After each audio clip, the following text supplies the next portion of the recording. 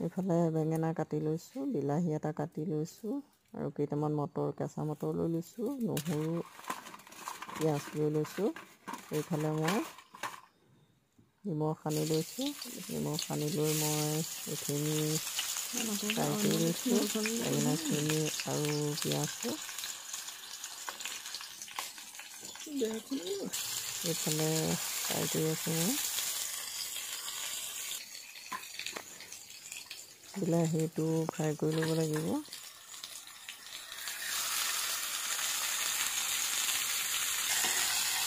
সকলোখিনি বস্তু একেলগে মই ফ্ৰাই কৰি ল'ম, ফ্ৰাই কৰি চাই থাকিব।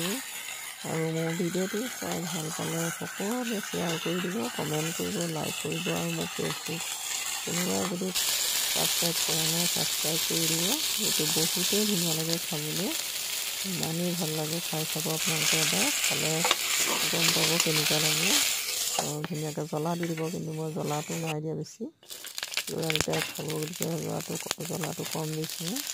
এইফালে নহৰুকেইটা, পিঁয়াজ অকণমান পিঁয়াজ দি পেলাই মই এইখিনি আৰু মটৰ, কেঁচা মটৰকেইটা দি অলপ ভাজি লৈছোঁ। আৰু এইফালে মোৰ বিলাহী গোটেইখিনি বস্তু দিয়া মানে ভজা হৈ গ'ল, ফ্ৰাই কৰা হৈ গ'ল। এতিয়া মই এইখিনি ধুনীয়াকৈ অকণমান নিমখ দিছোঁ। আনতে নিমখ দিছোঁৱে, কিন্তু বেঙেনাটোত বহুত নিমখ লাগে।